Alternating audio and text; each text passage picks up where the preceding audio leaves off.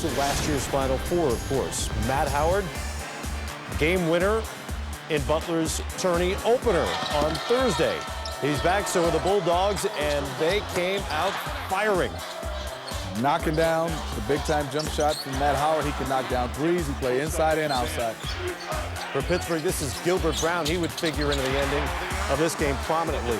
Mack, Shelvin, knocking down threes left and right. That is from deep, and Butler up 8 at the break. What's impressive off the standstill, you can see a beautiful pass. And now Pittsburgh has it all tied up. The fierceness came out. It did. It is really a fierce program. Not just a fierce team, but a program. That was Brad Wanamaker. Other end, it's Shelvin Mack. 7th three-pointer of the day, ties it up at 60. He had 30 on the day. Pick and roll, Wanamaker to Gary McGee. It's 67 all, and about to get very interesting. Wanamaker was making some plays down the end for Pittsburgh. Sean Van Zandt goes to the rim, very similar to the Butler game winner before. It's Andrew Smith with the layup with 2.2 seconds left. Watch Mack in the middle of your screen. He goes to the ball and fouls Gilbert Brown as he reaches half court. Right there, you're thinking this game is going to end on this crazy play. The kid's going to hit the foul shot, and boy, is this going to be a memorable game because of just that, right? They check the clock to see the time. Meanwhile, Mack and Brown are engaged in some kind of a conversation near the free throw line. Brown had hit his previous 15 free throws as he stepped up to the line. He hits the first. The second is no good. Matt Howard rebounds it. Wow. And he is fouled by Nasir Robinson. Inexplicable.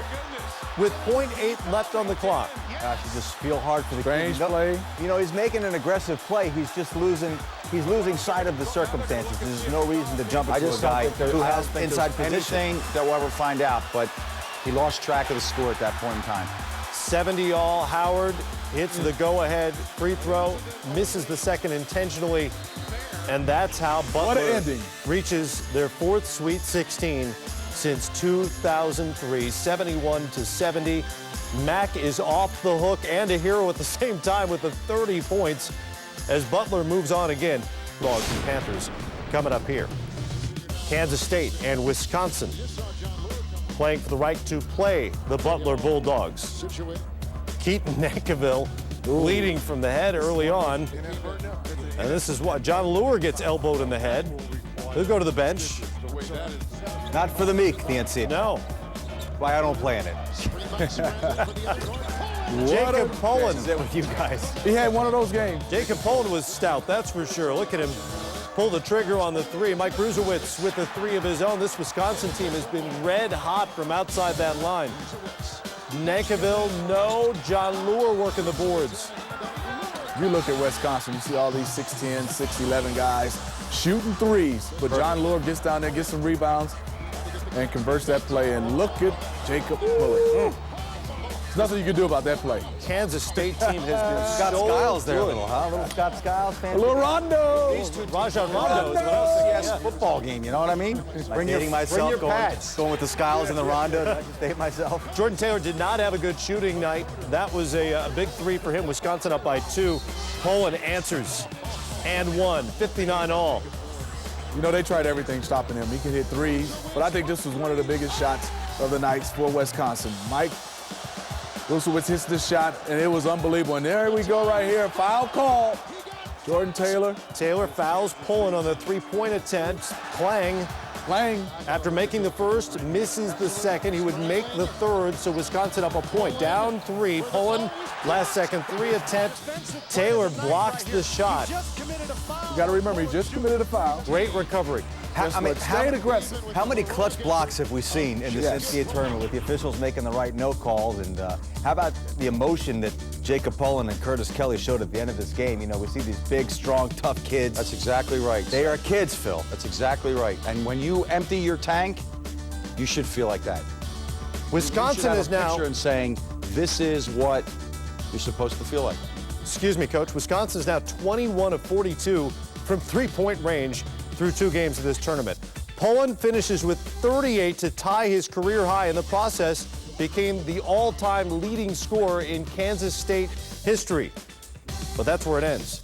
States and moves on to play Butler. Bottom side of that bracket, it's Gonzaga and Seth Sky. You're everywhere now. I just want to make sure he gets there on time. Very strict out there. Jimmer Fredette's personal escort, Seth Davis. First ever meeting between the Zags and the Cougars, and Fredette was Fredette. Knocking down threes left and right. Well, I thought they had a game plan for him. Didn't Mike Tyson say everyone has a plan until they get hit? I mean, you know what? Draw it up What? on the You can't chalkboard game about plan the for yourself. You cannot game plan for a guy shooting that deep, because if you come up, obviously, with that much room, he's going to go around you.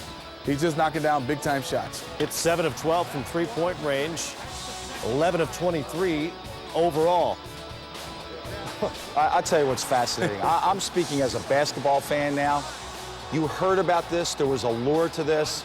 Now you're seeing it live. This is a fascinating, fascinating year that he had. And arguably, maybe the greatest season a college player has ever had. Stephen Gray, Stephen Gray made that shot. We had Kareem in here the other day. He finished with 18. Fredette, the crossover, step back. You're so afraid of his shot, like you said, Steve. You want to play up on him, you get by him. He doesn't need a lot of speed, he just needs a little bit of room. If you crowd him, he goes by you, and then that happens. You know what? Maybe his most underrated feature that people don't talk about enough is just his physical strength. I mean, you look at him, he's built like a middle linebacker, and he shoots the ball wonderfully. And listen, 7 for 12 from 3. And by the way, 6 assists. So he's not a pig. 11 for 23 from the floor. And, you know, Gonzaga's guards were not able to answer. Gonzaga to win this game. I did, my man. You did. Apologize to the Jimmer. See another day. Will he ever talk to me again? UCLA and Florida. I love you, man. The Gator bench was really big for Florida. 16 for Patrick Young. Beautiful play by Patrick Young. And like you said, their bench. UCLA, you know, had some moments in this game, some spurts, but I think it came down, like you said, to big-time plays from Irving Walker. And then I think also that bench, that 15-2 deficit.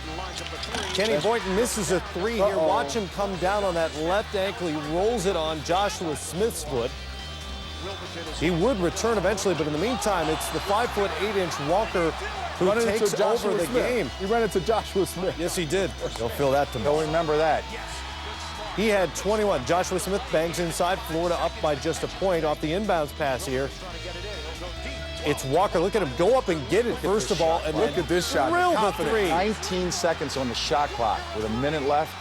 Unbelievable confidence. He scored 10 of the Gators' final 12 points. They win at 73-65. Going back to 2006, UCLA is now 0-3 against Florida in the NCAA tournament, 15-2 against all other comers in the dance. State Aztecs, fresh from their very first NCAA tournament win. Kawhi Leonard and the Tex not content. This is Juan Fernandez, Temple's hero against Penn State, knocking down the 3. But off the Temple turnover here, it's the Aztecs out and running. And in the first half, it really looked like they had control of this. They did. They had the Temple at their pace, and they're getting a chance to get out with those athletes and score the basketball. But Temple in that second half slowed the game down. I thought the game was really well coached by Fran Dunphy, because at halftime, the numbers all went against Temple. He turned those numbers around and had every chance to win this game. Philadelphia's hurting tonight, I'll be honest with you. Fernandez. I'm all right. I'm all right. Get him a cheesesteak sandwich. He'll be all right. As long as you're all right. Fernandez hits the 3. Chase Tapley hit big shots for the Aztecs. He did. They led by as many as 7 with about 6 minutes to go, but Khalif Wyatt with a 3 cuts it to 2. Lavoy Allen, then the short jumper in the lane, ties it up at 54, and Temple, which looked like they were dead in the water, is suddenly right back in this thing. 2 seconds left. Tapley misses. They went with the flare screen. Temple players read it well, made him drive the basketball, and missed it. Overtime. San Diego State's first overtime of the season. Temple with the steal. Ramon Moore with the lay-in. Owls up by 3. Malcolm Thomas. That's a nice move. Hoop and the foul. 61 all. Thomas, chance to win it. Didn't go to Leonard. They went to Thomas here late. He misses. Overtime number 2. Not only do they not go to Leonard, but they wait until the last second to take a shot, so they don't have the opportunity to get an offensive rebound, which is really their best offense. Throw it up and they'll get it. White with the jumper there. Malcolm Thomas with the block on Reliever Jefferson shot. San Diego State up by 3, and then a Temple turnover here puts it away. Leonard finishes it off with the dunk. Interior defense for me from San Diego State. I mean, they control that paint. Temple, give them a lot of credit. Just couldn't make those plays inside that area. Yeah, six block shots by San Diego State, 2 in that second overtime. Remarkable performance, really, by both teams. A grinder. This was a real grinder. You could feel both teams saying, you know what? Fran Dunphy wins his first NCAA game at Temple. San Diego State wins the first game in the history of the program. These two teams grinded. And if it wasn't for the other games, this would be the one everyone talk about. And by the way, a nod to Chase Tapley going 4 for 5 from behind the arc. Gave him just enough breathing room to get it done. And the Owls just sorry it only went 2 OTs. Out in Anaheim, backing San Diego State.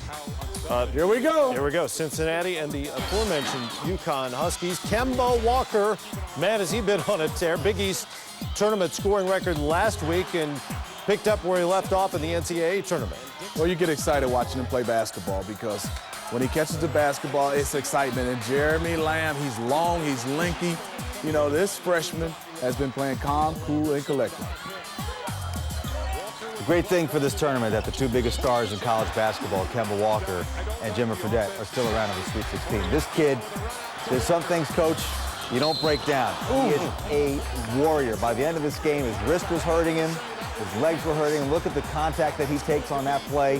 Fell on the wrist, bothered him the rest of the way. Funny how it never bothers a guy when he shoots it, but besides the 33 points, how about 14 for 14 from the foul line, 5 rebounds, 5 assists, 1 steal.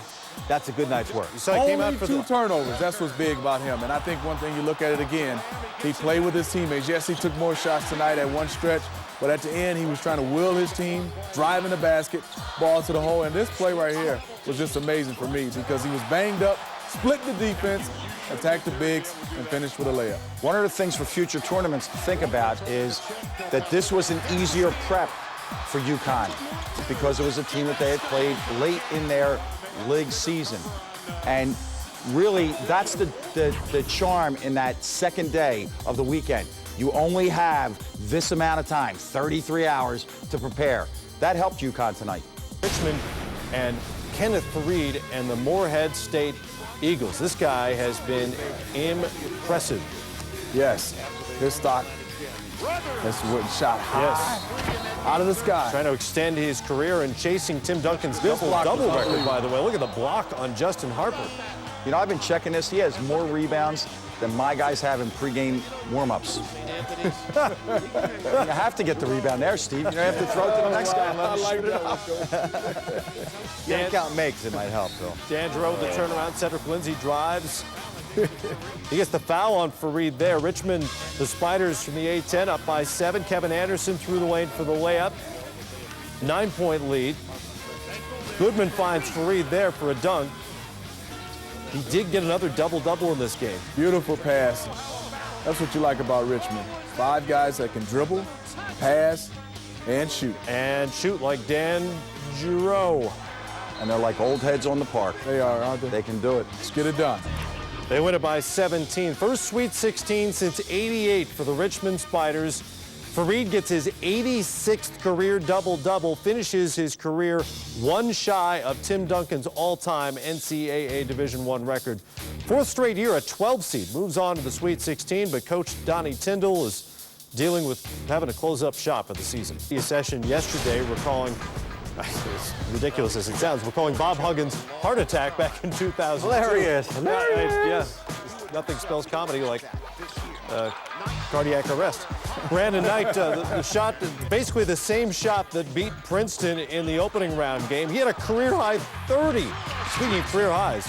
After making only 1 field goal on that game, it was clear that John Calipari was doing some coaching, as you see Joe Mazzulla, the West Virginia point guard, trying to recover from that play. But it was clear that John Calipari coached up his freshman point guard because this team is only going to go as far as Brandon Knight takes them. Watch the extra pass there into the lane to Terrence Jones. Another freshman for the dunk. Knight came out from the tip-off, and he was aggressive, and I think that everybody on Kentucky fed off of that aggression. Yeah, it's a great feel for the game. You know, to have that size with the basketball, handling it, he's smooth. They shot the 3 very well. I mean, when you look at this Kentucky team, You know, 6 for 18, not bad for them, but I like what they did. They competed. The freshman Brandon Knight, he set the tone. It was nothing you can do because he got inside and outside, and you saw that confidence written on his face. I think the biggest thing there, Steve, is the competition. Because they're not playing with a great long deck, they're playing with a short deck. But they competed in this game because there were ebbs and flows that we didn't see in a lot of the other games. We kind of saw two heavyweights standing toe-to-toe. In this game, there were ebbs and flows, and the Kentucky young kids responded.